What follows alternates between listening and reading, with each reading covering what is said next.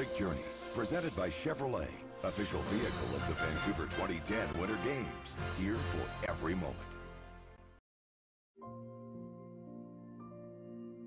All of a sudden, one day I woke up and ice dance, and Tessa and I were, that was my whole life. There is no next partner for me. I just can't imagine skating with anyone else. I've skated with Scott since I was 7. Not only would it just feel weird and kind of wrong, it's not an avenue I want to go down.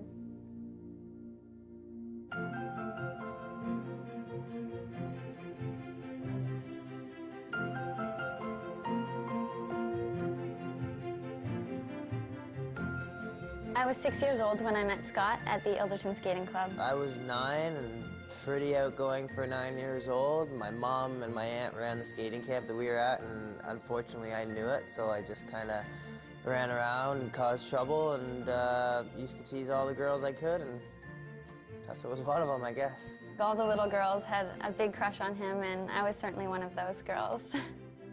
I don't really remember being attracted to Tessa as a young guy, you know. I kind of just went about my business. I was always going after the older girls, and when my aunt put the two of us together and started skating, I guess that's when we got shy and kind of stopped talking a little bit when we started skating together. Well, when we first started skating, my thoughts were it was pretty awkward. I'm not sure there was anything particularly special about the two of us at the time. You know, I was just kind of doing it to keep my mom happy, and my older brother did it, so I kind of was just doing it to try and keep up with him, I guess. We didn't say a word to each other for probably at least 2 years, and I know we were dating, so there was some sort of relationship there, which maybe made it a little bit more awkward. And I wasn't a huge fan of it at first, actually. I haven't told very many people that, but after a couple of years, after we broke up our hot and heavy relationship that we had, we started talking a little bit more and having a little bit more fun. We took it year by year, and here we are.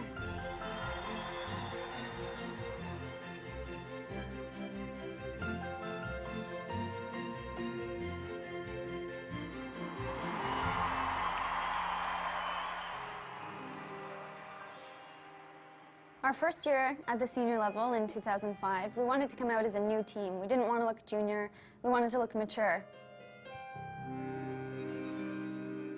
And we were quite young. I was only 15. It's hard to look mature on the ice, but we came out with a tango program that showed our connection and a passionate skate, and I think it worked.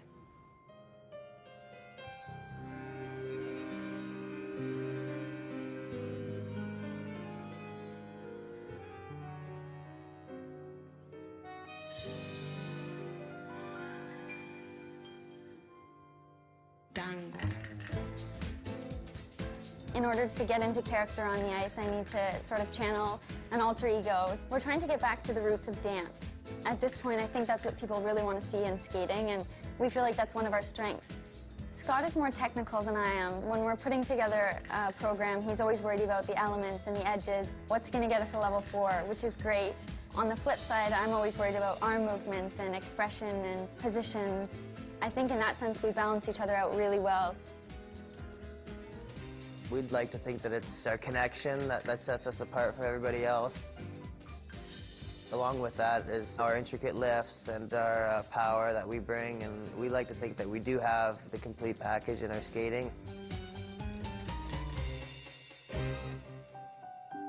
I can't remember really thinking about wanting to be an Olympic ice dancer at 9 years old. I think I was pretty lucky that everything kind of fell into place, and you know, we've worked really hard to get here, but I think I'm pretty fortunate. When I think back to that 3-year-old little girl in that picture, it's hard to imagine that I've grown into an Olympian. It was always some sort of distant dream that didn't feel like it could ever become a reality. It's so surreal.